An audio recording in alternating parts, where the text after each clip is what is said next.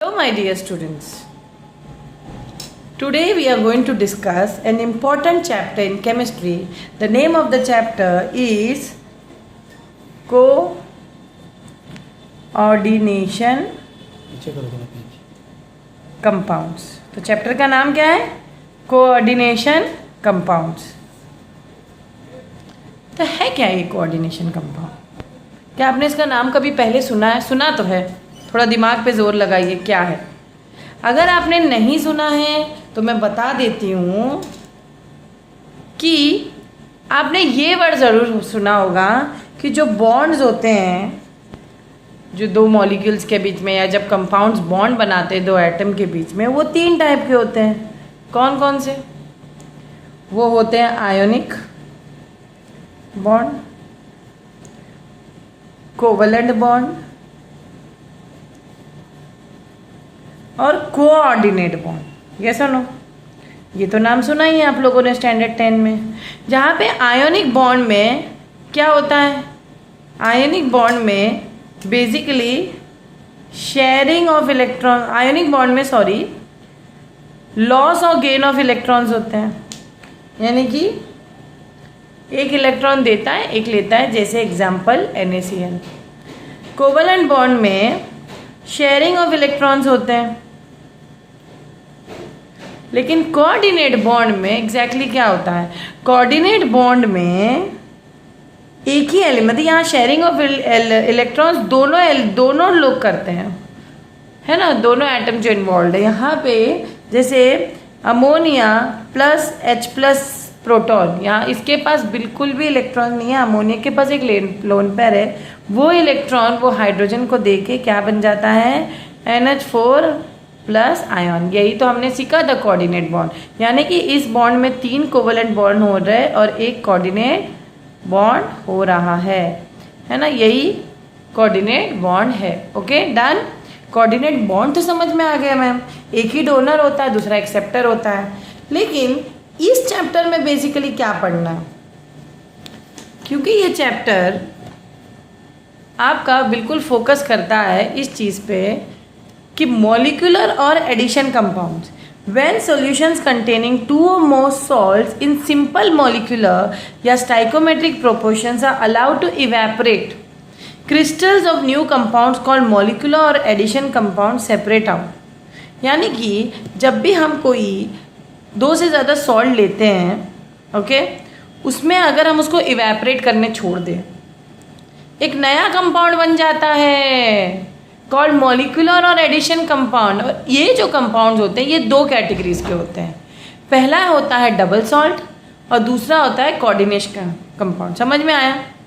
यानी कि उसमें कोई कोऑर्डिनेट बॉन्ड होगा ज़रूर. बॉन्ड के बारे में तो मैंने बता दिया, लेकिन इस चैप्टर में बेसिकली हम जो फोकस करेंगे कोऑर्डिनेशन कंपाउंड, उसको हम डिटेल में पढ़ते हैं. सबसे पहले जैसे मैंने कहा कि ये जो सॉल्ट्स इवेपरेट हो रहे हैं और जो बचा हुआ जो क्रिस्टल्स होते हैं वो न्यू कंपाउंड बनता है, जिसको हम मॉलिक्यूलर या एडिशन कंपाउंड बनते हैं, जो कि 2 टाइप के होते हैं. वो है डबल सॉल्ट और कोऑर्डिनेशन कंपाउंड. जो डबल सॉल्ट होता है उसका डेफिनेशन क्या है? Those molecular compound which exist only in crystal lattices but break down into their constituent compounds when dissolved in water और एनी अदर सॉल्वेंट. यानी कि कुछ कंपाउंड ऐसे होते हैं जो सिर्फ क्रिस्टलिटाइसिस में ही अकर करते हैं, जैसे NaCl वगैरह. लेकिन जब हम उसको पानी में घोल देते हैं NaOCl अलग हो जाता है ना. ये एक टाइप का कंपाउंड है. उसी तरह और भी एग्जाम्पल होती है. तो ये सिंपल चीज़ हो गई. लेकिन यहाँ पे हम डबल सॉल्ट की बात करें तो सिंगल सॉल्ट हुआ NaOCl. ये सुनो, लेकिन यहाँ पे तो मैं डबल सॉल्ट की बात कर रही हूँ. इस डबल सॉल्ट में आप लोग क्या नोटिस करोगे? डबल सॉल्ट में दे एग्जिस्ट सबसे पहले only in solid state but dissociate into ions in aqueous और इन एनी अदर सॉल्ट. ऐसे तो वो सॉलिड स्टेट में होंगे. जैसे मोर सॉल्ट का इक्वेशन है FeSO4 NH4 2SO4.6 molecules of water. एक और एग्जाम्पल है पोटैश एलम. एक है मोर सॉल्ट, दूसरा है potash alum. That is K2SO4.Al2SO4 3.2 molecules of water. अगर ये डबल सॉल्ट ना हो के सिंगल सॉल्ट होता तो इनमें से एक ये नहीं होता और मॉलिक्यूल ऑफ वाटर साथ में रहते हैं. ठीक है। लेकिन क्योंकि ये डबल सॉल्ट है तो इसमें 2 सॉल्ट्स होंगे, साथ में वाटर ऑफ क्रिस्टलाइजेशन भी होगा। लेकिन कोऑर्डिनेशन कंपाउंड क्या होता है मैम? क्योंकि हमने कहा कि 2 कैटेगरी है, डबल सॉल्ट और coordination compound. These are such molecular compounds which retain their identities even dissolved in water। वो ब्रेक नहीं होते हैं, या कोई भी सॉल्वेंट में डिसॉल्व करो, मतलब इस टाइप के salt they retain their properties and also identities. Okay, now what to note is These are such, मतलब जो कोऑर्डिनेशन कंपाउंड का डेफिनेशन है, these are such molecular compounds which retain their identities even when dissolved in water any other solvent। लेकिन their properties are completely different from those of constituents। जैसे कि यहाँ पे आप लोग एग्जाम्पल देखिए, ये इसकी रीडिंग करने के लिए प्रॉपर नॉमेनक्लेचर सीखना होगा। जैसे कि हम लोगों ने ऑर्गेनिक कंपाउंड में प्रॉपर नॉमेनक्लेचर सीखा या नहीं सीखा? हाँ मैम, सीखा कि कैसे हम ऑर्गेनिक कंपाउंड को नेम करते हैं। पहले हम प्रेफिक्स को लिखते हैं, फिर रूट वर्ड, फिर सफिक्स, प्राइमरी सफिक्स। इसके भी रूल्स हैं, तभी हम नेमिंग कर पा सकते हैं। अभी तो याद रखना कि ये जो सॉल्ट है, कोबाल्ट के साथ जो अमोनिया जो लिगांड लगे हैं, ये लिगांड वगैरह में अभी मैं समझाऊंगी, K4 और FeCN6 एक्सेट्रा, ये कॉम्प्लेक्सेस होते हैं in which the complex ion does not dissociate. यानी कि ये वाला पार्ट, ये जो कॉम्प्लेक्स है, ये डिसोसिएट नहीं होता है, लेकिन ये दोनों आपस में डिसोसिएट होते हैं। यानी कि अगेन मैं बोलती, ये वाला पार्ट नहीं डिसोसिएट होगा, यानी कि ये नहीं टूटेंगे। ये फेविकॉल का जोड़ है, ये जो लिगांड के साथ जो आयन है वो टूटेगा नहीं, लेकिन Cl और ये दोनों, यानी कि ये जो पूरा और ये Cl अलग हो सकता है, बट ये आपस में नहीं अलग होते हैं।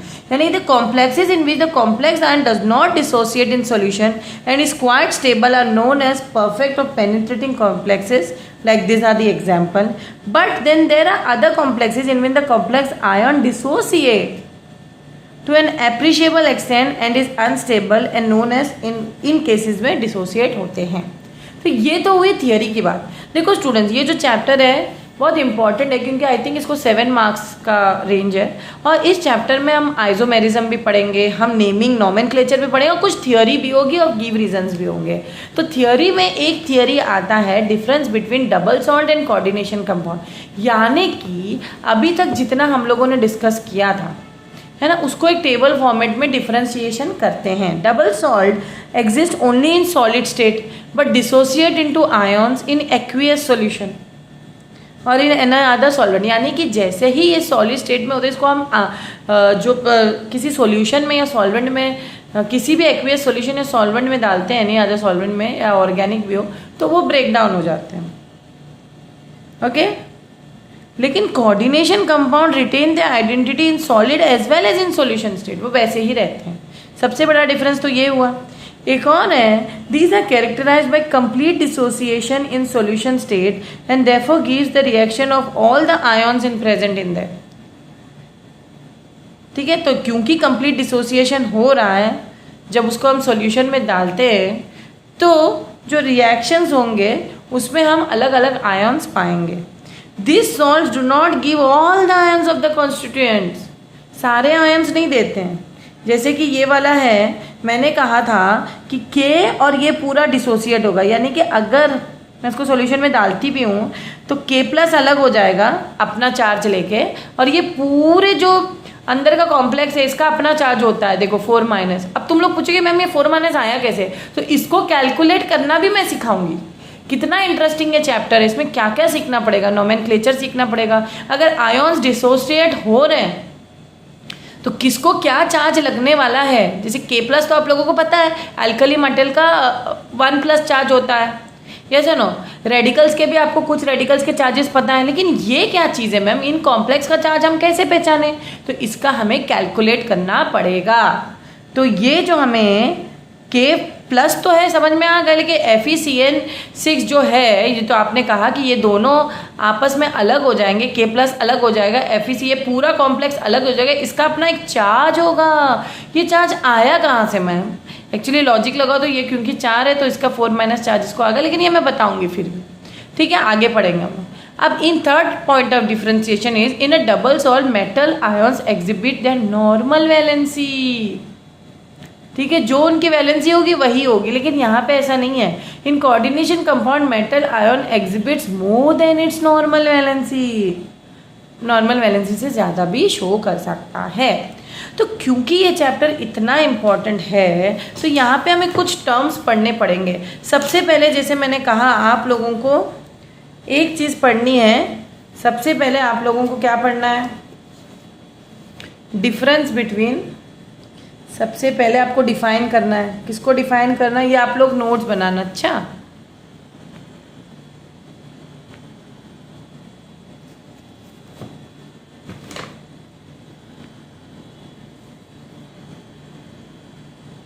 डिफाइन करना है आप लोगों को सबसे पहले what is coordination compound and what is double salt. तो उससे अच्छा हम करेंगे difference, difference between what, difference between double salt and coordination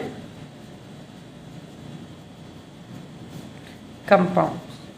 ठीक है, ये दोनों का सबसे पहला डिफरेंस होगा डेफिनेशन। ओके, सेकंड डिफरेंस होगा कि किस तरीके से वो कंप्लीट डिसोसिएशन कर रहा है कि नहीं, या ये कंप्लीट। और थर्ड पॉइंट होगा in a double salt metal ions exhibit the normal valency where is this, मतलब वैलेंसी की बात हुई।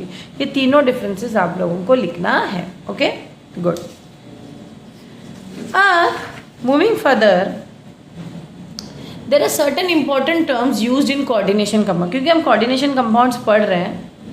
ओके, तो आप लोग हेडिंग दीजिए important terms used in coordination compound. बहुत बहुत बहुत इंपॉर्टेंट पार्ट है जो मैं अभी बताने जा रही हूँ।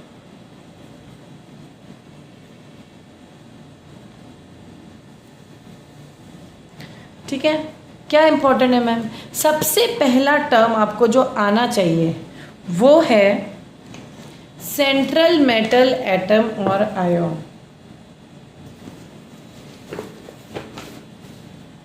सबसे पहला टर्म है सेंट्रल मेटल और एटम और आयन। ये क्या मैम? ये क्या है?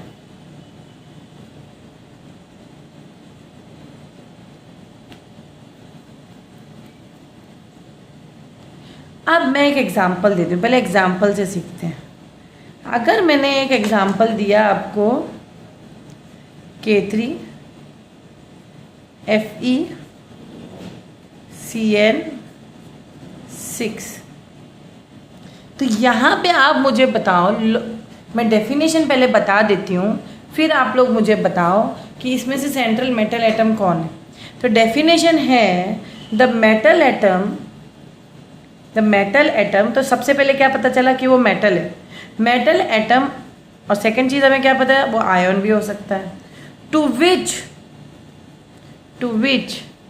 सर्टन एटम्स और ग्रुप्स ऑफ एटम्स या groups of atoms are permanently attached in a coordination compound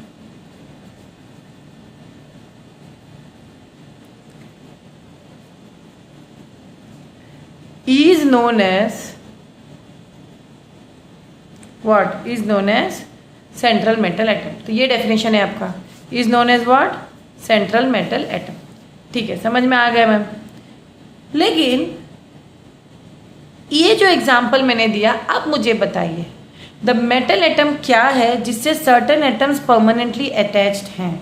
तो यहाँ पे ये हुआ कि नहीं, क्योंकि मैंने तुम्हें शुरुआत में भी कहा था ये जो हमेशा इससे परमानेंट, ये जो है ना, ये ब्रेकडाउन नहीं है, दोनों स्प्लिट नहीं होते, ये हमेशा जुड़े हुए रहते हैं। तो ये सेंट्रल मेटल एटम है, यही वो क्या है, सेंट्रल मेटल एटम है। लेकिन इसको तुम्हें उसके आयोनिक फॉर्म में लिख सकते हैं, Fe3+ is the central metal ion. What is it? The central metal atom और आयन यहाँ पे दिया है ना, तो यहाँ पे ये आयन है. ठीक है, ये आंसर है. तो Fe3+ कैसे आया, तो वो तो हमें कैलकुलेट करना पड़ेगा. एक चीज़ याद रखना, ये लुईस एसिड की तरह काम करता है. यहाँ पे की पॉइंट नोट करो. जो सेंट्रल मेटल एटम है, मैं CMA लिखती हूँ, CMA, और आयन भी लिख सकते हो तुम लोग, और आयन क्या होता है? They act as Lewis acid. They act as Lewis acid. समझ में आया? ठीक है, I hope you all know what is Lewis acid.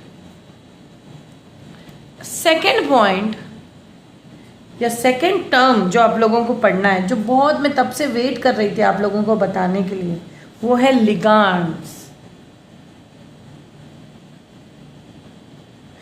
अब व्हाट इज लिगांड, मैं पहले डेफिनेशन लिखती हूँ, आप लोग खुद ही समझ जाओगे. अ ligand is a species that is capable of donating an electron to a central metal atom. क्या? To a central metal atom or ion, and it is a Lewis base. It is a Lewis base, and ligands attached to central metal ion actually attach through what? Coordinate bond. तो जो ligand है वो किससे attach रहता है? Central metal atom से. कौन से बॉन्ड से अटैच रहता है? कोऑर्डिनेट बॉन्ड से. कौन किससे कोऑर्डिनेट से? ये दोनों. ये है तुम्हारा सेंट्रल मेटल एटम जो मैंने अभी बताया है, और ये तुम्हारा लिगांड है. ये लिगांड एक भी अटैच हो सकते हैं, दो डिपेंड है. यहाँ पे तो 6 लिगांड अटैच हुए. तो लिगांड क्या है? A ligand is a species that is capable of donating an electron pair. Who donates an electron pair? ये. यानी कि एक चीज याद रखना है कि जो लिगांड है, it is capable of donating an electron pairs. Pair भी बोल सकते हैं, पेयर्स भी बोल सकते हैं. तो इसके ऊपर कुछ तो इलेक्ट्रॉन पेयर होगा जो इसको कोऑर्डिनेट बॉन्ड में अटैच रखेगा. यही तो कोऑर्डिनेट बॉन्ड होता है. जैसे कि अमोनिया है, अमोनिया के पास लोन पेयर है, तभी तो वह H+ के साथ कोऑर्डिनेट बॉन्ड बना रहा है. NH3 एक H के साथ कोऑर्डिनेट बॉन्ड बना रहा है कि नहीं? है कि नहीं? यही तो हो रहा है.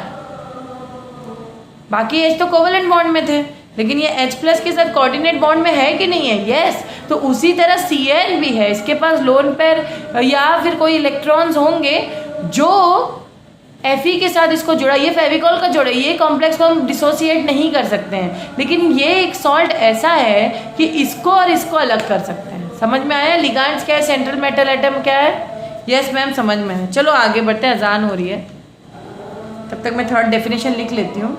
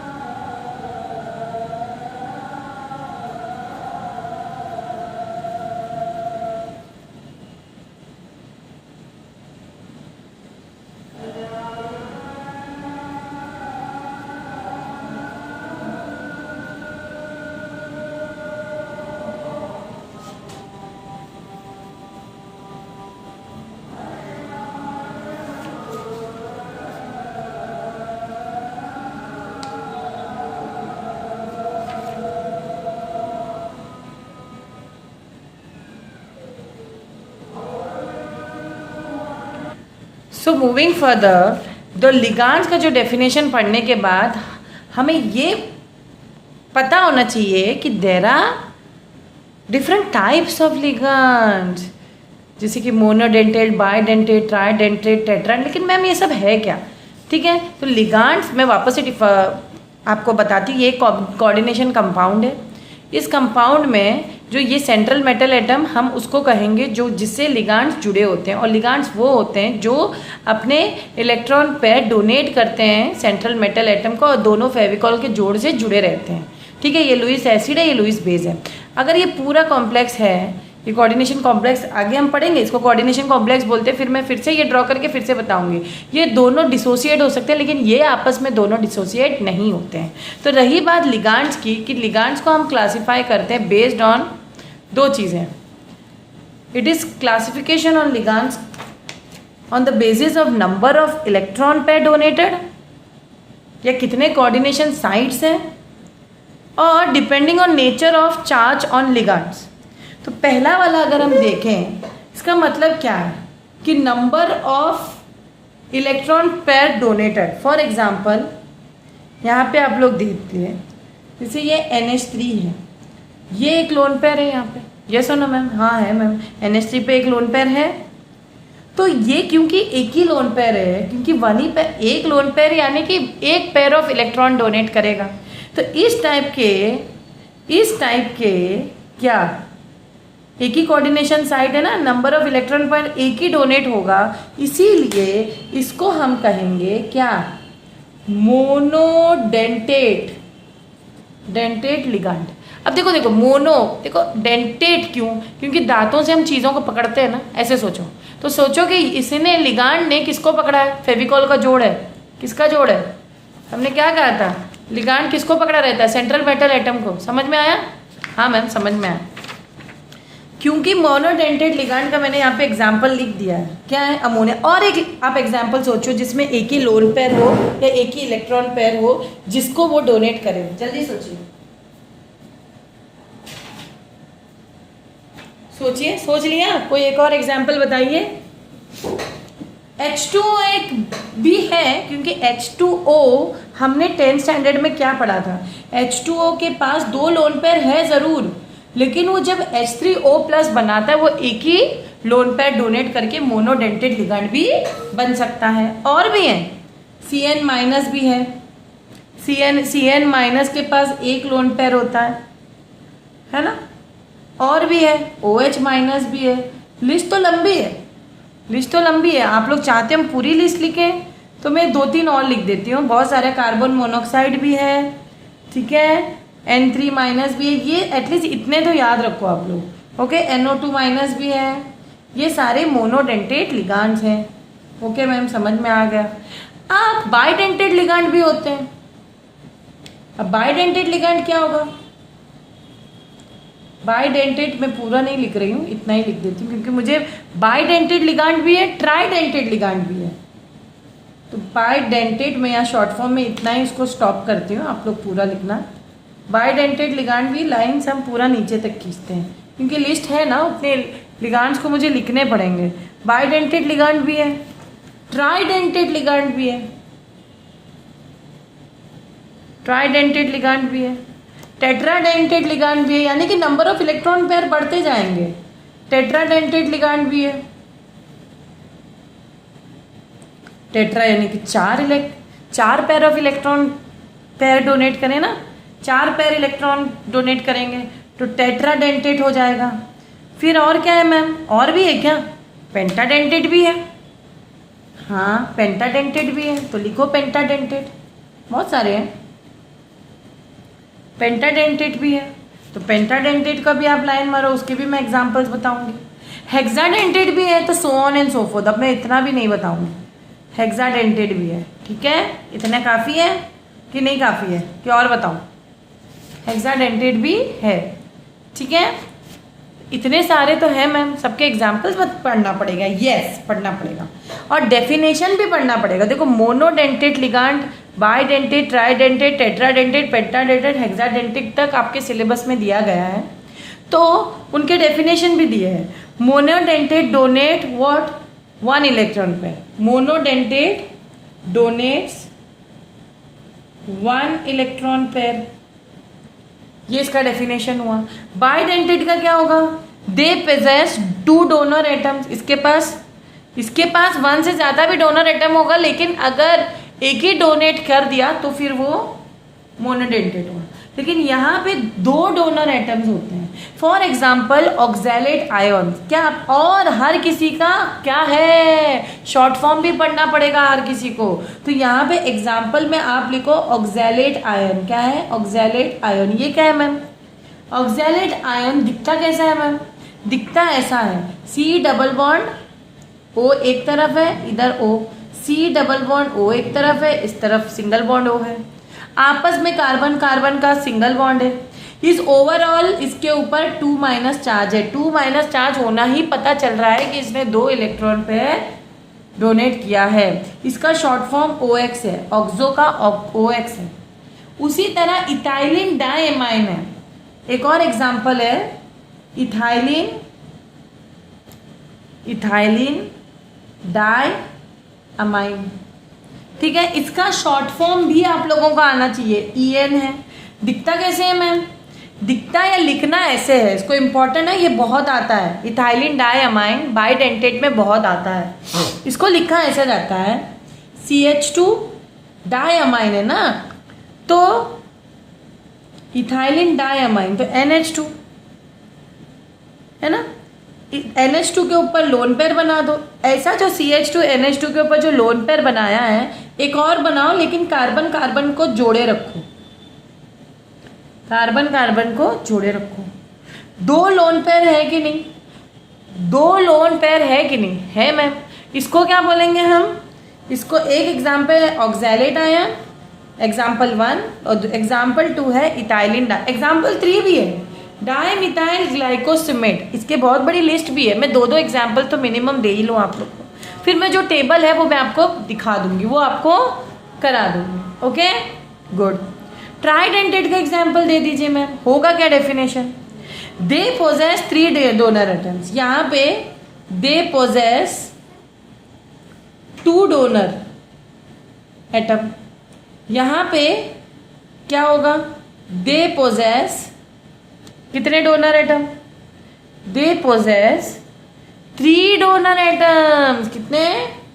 3 donor atoms. Okay, 3 they possess and can form 3 coordinate bonds, and can form 3 coordinate bond. अब 2 डोनर एटम तो 2 कोऑर्डिनेट बॉन्ड, 1 डोनर एटम तो 1 कोऑर्डिनेट बॉन्ड, 3 डोनर एटम तो 3 कोऑर्डिनेट बॉन्ड। किसके साथ? सेंट्रल मेटल एटम के साथ। मैंने आपको सेंट्रल मेटल एटम के बारे में बताया है। हम लिगांड्स की बात कर रहे हैं। हम किसकी बात कर रहे हैं? Classification of ligands. Okay, based on the number of electron pair donated, क्योंकि उसका भी 2 डिवीजन है, based on the number of pair donated electron pair and depending on nature of charge on ligand. वो भी हम कराएंगे, पहले इसको कंप्लीट करें। ट्राइडेंटेट में एग्जांपल है आपको डाइइथाइलिन ट्राइअमाइन। क्या है इसका एग्जांपल? लिख लीजिए आप लोग। एग्जांपल 1 डाइइथाइलिन, क्या है? डाइइथाइलिन ट्राइअमाइन। यानी कि आप लोगों ने इथाइलिन डाइअमाइन तो बना लिया था, तो इथाइलिन डाइअमाइन में इसको आपको बस इतना याद रखना है, क्योंकि ट्राइअमाइन है, यानी कि ये जो NH2 है वो 3 होंगे। लेकिन मैम इसको बनाए कैसे? बनाना थोड़ा सा ट्रिकी है। ट्रिकी इसको तो एक्चुअली लंबी जगह लगती है, फिर भी मैं कोशिश करूँगी इतने में बनाने के लिए। NH2 एक लोन पेयर है, यस मैम। फिर CH2, क्योंकि CH2 2 आपस में है ना। अब इन दोनों को ऐसे जोड़ा था हम लोगों ने, CH2 ऐसे जोड़ा था। अब CH2 ऐसे जोड़ के इधर एक और NH लोन पेयर है। अब ये लाइन मुझे हटानी पड़ेगी और इसको यहाँ से बढ़ाना पड़ेगा, है ना। क्या करूँ, मजबूरी है। तो टेट्राडेंटेड इतने में मुझे बताना पड़ेगा। तो ये NH2 फिर से लिखा मैंने। यहाँ पे ये NH2 को H2 नहीं लिख सकते हैं, सिर्फ NH लिखना है। फिर से आप लोगों को ये जो CH2 वापस से बनाओ, बना दिया मैं। आप यहाँ पे आखिर में NH2 लिख देना, समझे? NH2 है, उसके ऊपर लोन पेयर है, और CH2 है ना। फिर NH है, उसके ऊपर लोन पेयर है, फिर CH2 फिर NH2 इस पे लोन पेयर है। ओके, तो कितने डोनर साइड्स हैं? 1 2 3 डोनर साइड है, इसीलिए इसका नाम क्या है? डाइइथाइलिन ट्राइएमाइन। समझ में आया? इसका शॉर्ट फॉर्म है डायन। क्या है? डायन ना बोल देना इसका शॉर्ट फॉर्म है डायन। इसका शॉर्ट फॉर्म डायन, इसका शॉर्ट फॉर्म है डायन। क्यों? क्योंकि यहाँ पे इथाइलिन ग्रुप 2 है, तो डायन। अमाइन के बेस पे नहीं लिखा उन्होंने, इथाइलिन। ठीक है, ये मैं बताऊंगी नोमेनक्लेचर। ये तो हुई बात ट्राइडेंटेट की। अब टेट्राडेंटेट में क्या होगा? 4 डोनर, इसी को 4 बना दो। मैं यहीं पे बना दूँ इसी को 4, इसी को मैं 4 कर दूँ। अगर मुझे इसी को 4 बनाना है तो मैं कैसे बनाऊंगी? नाम क्या होगा इसका? जो एग्जाम्पल होगा इसका एग्जाम्पल का नाम होगा ट्राइइथाइलिन टेट्राएमाइन। अब ये तुम लोग खुद से ट्राई करो बनाना। ट्राई, यहाँ पे ट्राई है ना, डाई है ना, डी कैपिटल लिख देना। ठीक है, डाइइथाइलिन में डी कैपिटल लिख देना, ट्राइइथाइलिन में टी कैपिटल लिख देना। ट्राइइथाइलिन क्या? टेट्राएमाइन। ये कैसे बनाएंगे मैम? इसी को और खींच दो। कैसे खींचोगे? देखिए NH2 CH2 है, फिर NH2 CH2 फिर NH2 है। अब बस ये 2 को हटाना है, एक और CH2 लगा के NH2 आखिर में लगाना है। समझे? इसी को अगर मैं कंटिन्यू करना चाहूँगी तो ये 2 हटाऊंगी और यहाँ पे CH2 लगा के और क्या करूँगी? NH2 आखिर में लोन पेयर दिखाऊंगी। तब ये पूरा क्या हुआ? ये हुआ ट्राइइथाइलिन, क्या हुआ? टेट्राएमाइन। समझे? तो डाई का यहाँ तक होगा और ट्राई का यहाँ तक। अब इसका शॉर्ट फॉर्म क्या है मैम? इसका शॉर्ट फॉर्म है ट्राइएन। क्या है? ट्राइएन। इसका शॉर्ट फॉर्म है, यहाँ से यहाँ तक पूरा शॉर्ट फॉर्म है ट्राइएन। समझ में आया? और यहाँ से यहाँ तक करना है तो डायन। समझे? यस मैम, समझ गए। मैम पेंटाडेंटेट क्या है? तो यहाँ पे तो आप लोगों को पता चला कि यहाँ पे टेट्रा में they possess 4 donor, they possess how much? 4 donor atoms. Example मैंने किसका दिया था? ट्राइइथाइलिन टेट्राएमाइन। बनाना भी मैंने सिखाया, इथाइलिन डायमाइन भी सिखाया। ओके, यहाँ पे 2 लोन पेयर या 2 डोनर साइड थे, यहाँ पे 3, यहाँ तक 3 डोनर है। इसी को मैंने लंबा किया, H2 का 2 हटा के और लंबा कर दो। समझे? बीच वाले पे NH पे 2 मत लगाना, आखिरी वाले पे लगाना। ठीक है, पेंटाडेंटेट कैसे होंगे मैम? कोई एग्जाम्पल बताए? यहाँ पे दे पोजेस 5 डोनर एटम्स। क्या? दे पोजेस या दे कंटेन 5 डोनर एटम्स। देखो यहाँ पे 1 डोनर एटम था, यहाँ पे 2 डोनर एटम, यहाँ पे 3 डोनर एटम, यहाँ पे 4 डोनर एटम, यहाँ पे 5 डोनर। ठीक है, they contain 5 donor atoms. Yes ma'am, समझ में आया? एग्जाम्पल है इसका ethylene diamine try acetate ion. अरे इतना खतरनाक, लेकिन पढ़ना तो पड़ेगा। नाम इसके इस चैप्टर में जो खतरनाक चीज़ है वो इसकी नाम ही है, और स्ट्रक्चर से ज़्यादा नाम को याद रखो। स्ट्रक्चर बनाना कम आएगा, नाम तो लिखना आएगा। इसका नाम है इथाइलिन, बताइए, डाइअमाइन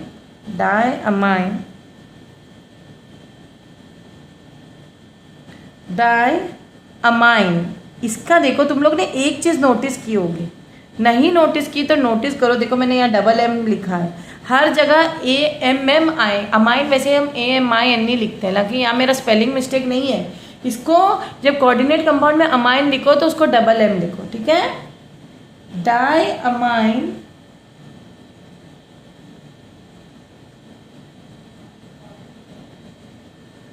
नहीं सिंगल M लिखो। अच्छा सिंगल एम लिखो, वो बाद में आएगा डायमाइन का, ठीक है, सॉरी डायमाइन, DIAMINE, स्पेलिंग बहुत ज़रूरी है इसलिए थोड़ा सा कॉन्सेंट्रेट करो। Ethylene diamine try acetate ion, try acetate ion. Ma'am इसको बनाएंगे कैसे?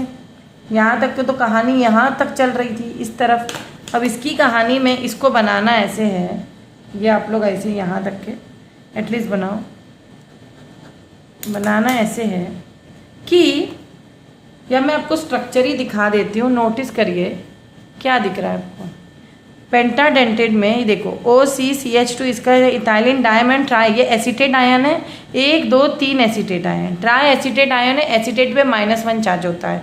बीच में अमाइन ग्रुप दिखेगा तुम्हें, वही वाला इथाइल अमाइन वाला, देखो NH, क्योंकि इथाइलिन अमाइन है ना, इथाइलिन डायमाइन, और अमाइन कितने हैं इथाइलिन में, डायमाइन ग्रुप है, लेकिन ट्राई एसीटेट आयन देखो, ethylene diamine try acetate ion क्या है, ethylene diamine try acetate ion. तो जगह नहीं थी इसीलिए मैंने यहाँ पे कंटिन्यू किया। हेक्साडेंटेट में 6 डोनर एटम है, इसका एग्जांपल है ethylene diamine tetra acetate ion, इसका शॉर्ट फॉर्म है EDT है, इसका शॉर्ट फॉर्म नहीं दिया गया है। इसको मैं थोड़ा सा बड़ा करती हूँ, देख लो, ठीक है। तो पेंटाडेंटेट में एग्जांपल था ethylene diamine try acetate ion, hexadentate में एग्जांपल है ethylene diamine tetra acetate ion, यानी कि इसका दूसरा शॉर्ट फॉर्म है EDT है। तो इसका नाम तो समझ में आ गया, यहाँ पे भी मैम समझ में आ गया कि 6 डोनर एटम्स होंगे। और क्या समझ में आया, एग्जाम्पल इसका EDTA है, और EDTA को आप लोग का फुल फॉर्म मैंने बताया था, फुल फॉर्म क्या है EDTA का, इथाइलिन, बोलिए इथाइलिन, मेरे साथ बोलिए इथाइलिन, आगे बोलिए डायअमाइन, डायअमाइन मैंने बताया भी था, डायअमाइन ग्रुप है, और टेट्रा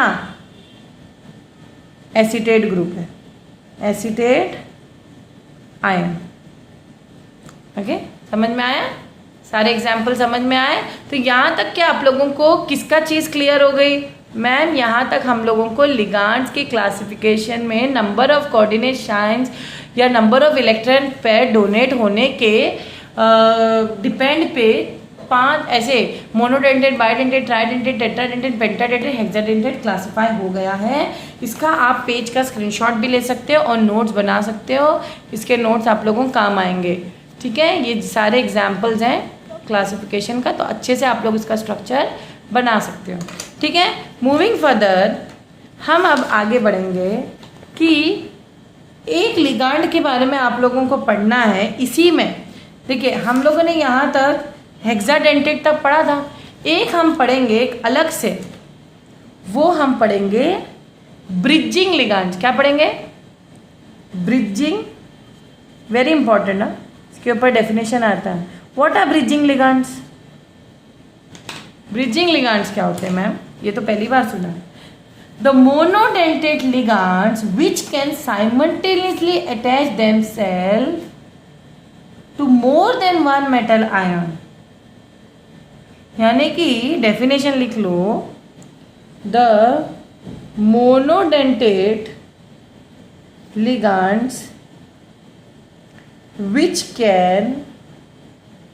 can साइमल्टेनियसली, यानी कि साथ में 2 जगह अटैच हो सकता है to central metal, okay, attach themselves to more than one metal ion, to more than one metal ion. इसका बेस्ट एग्जाम्पल है जो H2O, मैंने कहा मोर देन वन एटम के साथ वो लिगांड है तो अटैच हो सकता है। OH माइनस, H2O नहीं OH माइनस, H2O को अगर स्प्लिट करोगे H+ और OH माइनस में आएगा ना, NH2 माइनस, तो इसको तो रटी लो, CO, ये सब इसी कैटेगरी में आ रही है। किस कैटेगरी में आ रही है? हमारे ब्रिजिंग लिगांड्स, ठीक है। अब नेक्स्ट कैटेगरी है हमारा लिगेंड्स का क्लासिफिकेशन हम करते हैं ऑन द बेसिस या depending upon nature of charge on ligands.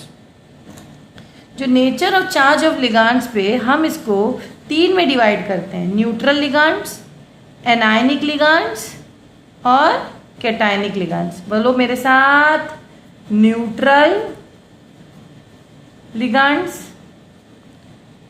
Anionic लिगांड्स, और पूरा लिख दो चलो, कैटायनिक लिगांड। नाम से तो कुछ कुछ अंदाज़ा लगाया होगा। एनायनिक लिगांड्स क्या होंगे, कैटायन। मैम एग्जाम्पल बता दीजिए तो ज़्यादा समझ में आएगा। चलो एग्जाम्पल देख सकते हैं। देखो सबसे पहले तो न्यूट्रल लिगांड्स वो होते हैं, दे कंटेन नो चार्ज। सबसे पहले वो ऐसा कोई लिगांड होता है which contains, they contain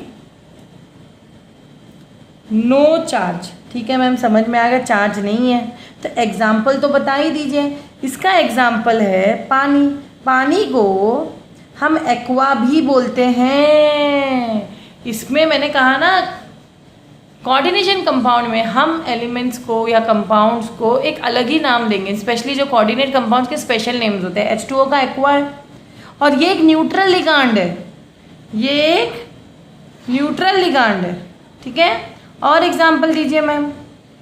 NH3, या इसको हम क्या कहते हैं, अमाइन। ठीक है, NH3। अब सिर्फ अमाइन लिखोगे तो डबल एम ज़रूर लगाओ, इसीलिए मैंने स्टार्टिंग में तभी बता दिया आपको था, क्योंकि मुझे अच्छी तरह याद था कि हम अमाइन को डबल एम लगाते हैं। तो यहाँ पे आप लोग डबल एम लगा दीजिए जब आप अमाइन लिखो। नेक्स्ट है CO।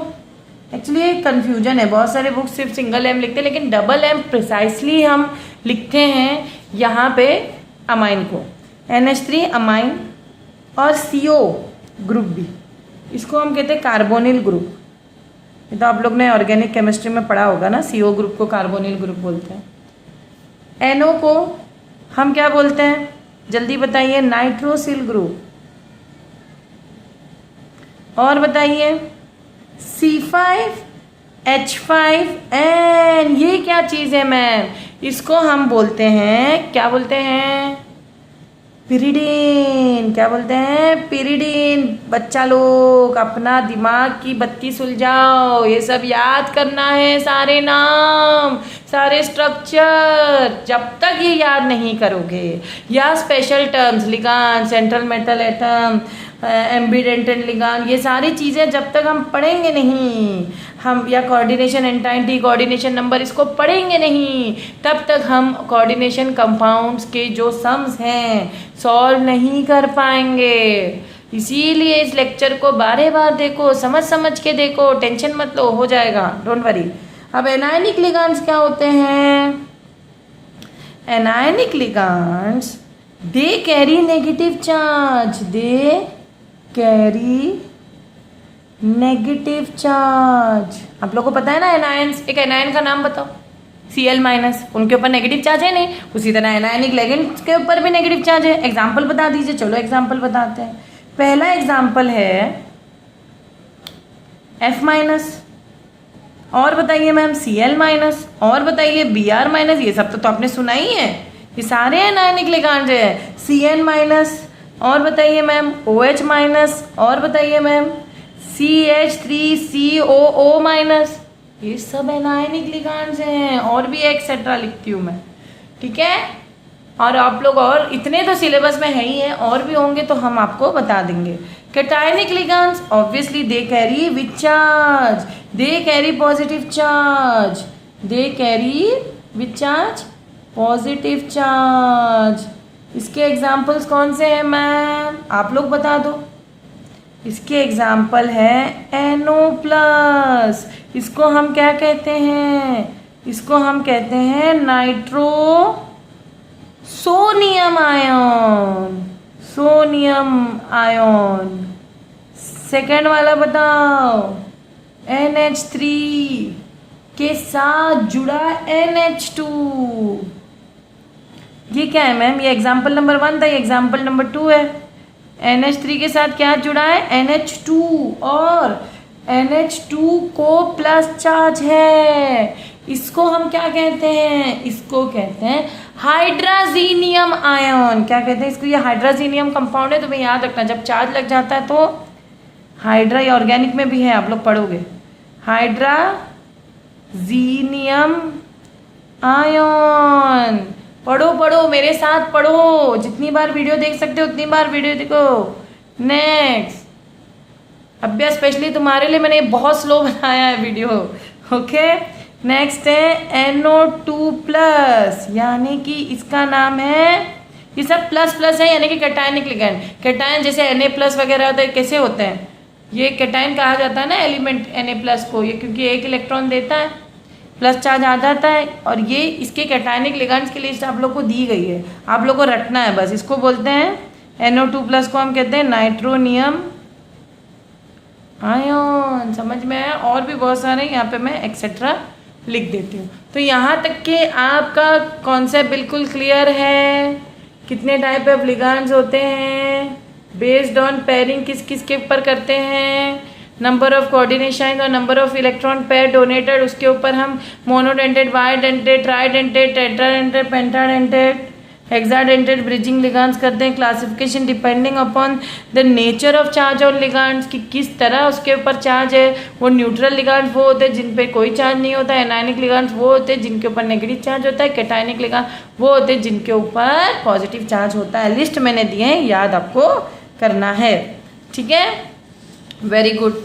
अब बात आई है लिगैंड्स की और बात आई है क्लासिफिकेशन ऑफ लिगैंड्स की। तो एक बात मैं और बताना चाहती हूँ, ठीक है, एक टॉपिक है लिगैंड से रिलेटेड, ये एक टर्म है, मोर देन टॉपिक हम कह सकते, एक टर्म है जिसका नाम है चिलेशन। क्या है? Chelation. What is this ma'am? Chelation and denticity. क्या बोल सकते हैं? डेंटिसिटी। मैंने पहले ही बोला, डेंटिसिटी यानी कि पकड़।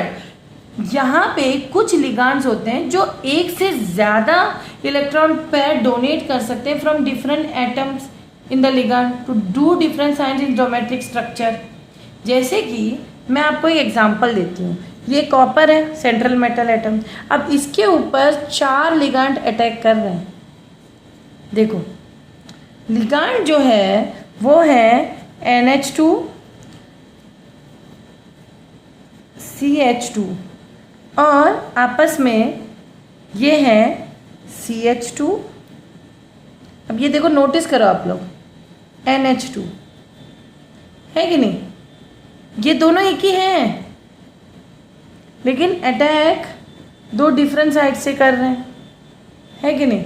और यहाँ पे आप लोग देखिए, यहाँ पे भी वही हो रहा है, NH2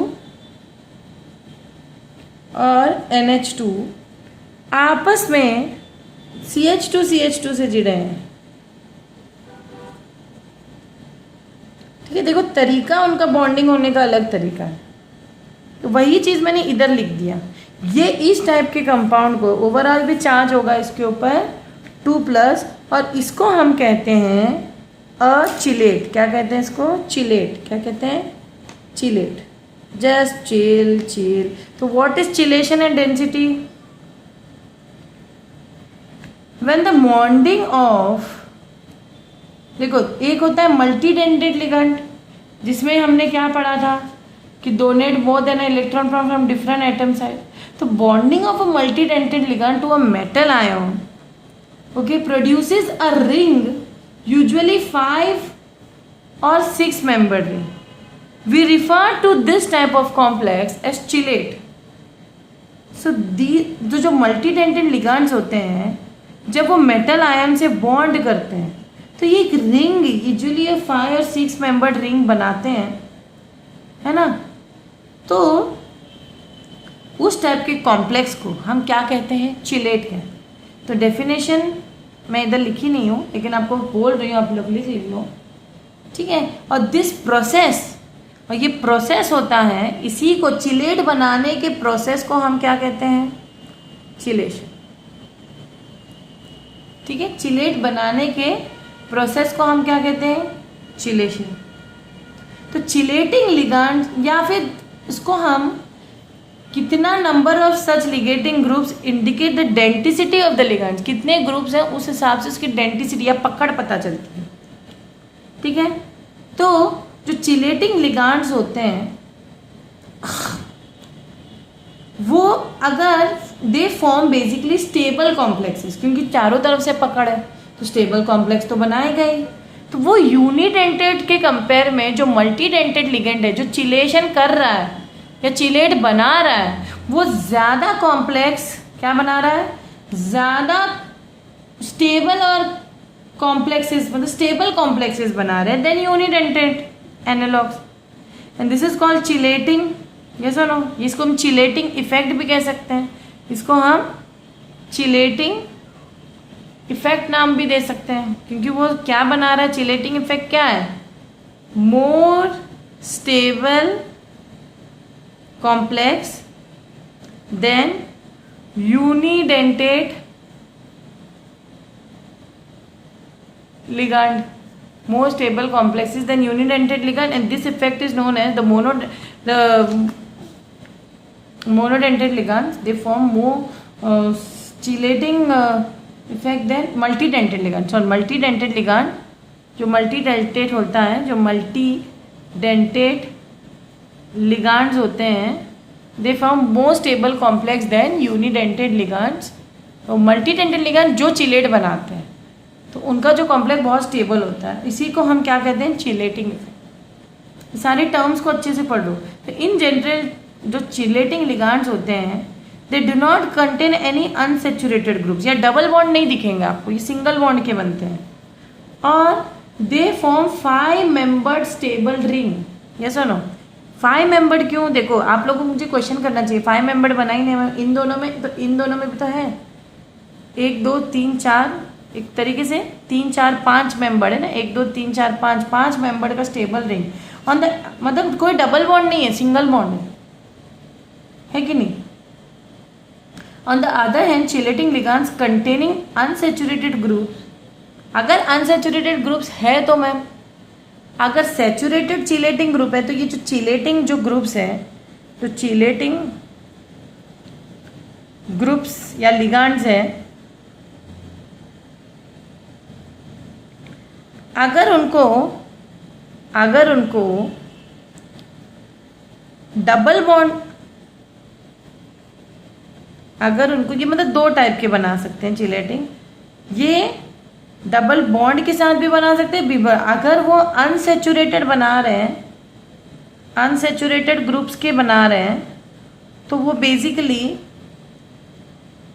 5 मेंबर स्टेबल ग्रुप होगा, 5 मेंबर स्टेबल ग्रुप होगा। On the other hand the chelating ligands contain, sorry ये सैचुरेटेड वाला था स्टूडेंट्स और ये अनसेचुरेटेड वाला है। अगर जो चिलेटिंग लिगांड्स या कंपाउंड्स कह दो तुम, जो चिलेटिंग कंपाउंड्स होते हैं, देखो जो चिलेटिंग कंपाउंड्स होते हैं, अगर उसमें सैचुरेटेड ग्रुप्स हैं, ओके, सैचुरेटिंग ग्रुप्स हैं, तो they form unsaturated stable rings, they form unsaturated stable ring. On the other hand जो चिलेटिंग लिगांड्स होते हैं या चिलेटिंग कंपाउंड्स होते हैं, या चिलेटिंग लिगांड्स कह दो, कंपाउंड कह दो, यहाँ पे आप लिगांड्स ही लिख दो क्योंकि वो ज़्यादा सही साउंड हो रहा है। अगर इसमें कोई अनसेचुरेटेड ग्रुप हुआ, अनसेचुरेटेड ग्रुप की बात कर रही हूँ, यहाँ सेचुरेटेड ग्रुप की बात हो रही है, अनसेचुरेटेड ग्रुप हुआ, ओके, तो यहाँ पे they form 6 membered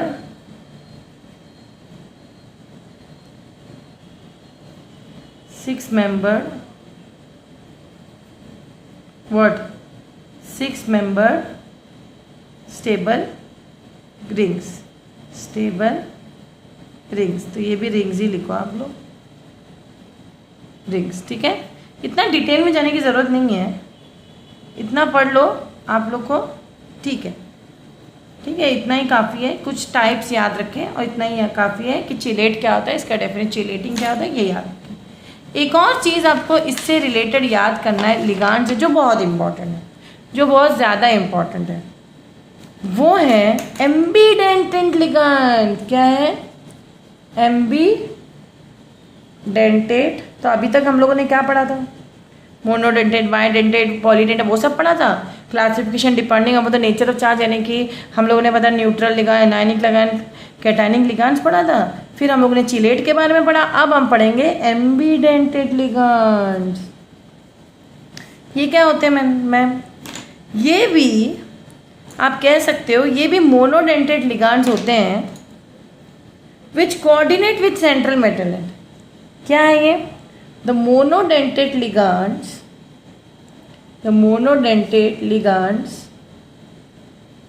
which can coordinate, क्योंकि कोऑर्डिनेट बनाता है, बॉन्ड बनाता है वो सेंट्रल एटम के साथ। Coordinate with whom then? With central atom through what? Coordinate with central metal atom through more than one side. एक ही बार में एक से ज्यादा side are called Aamby what?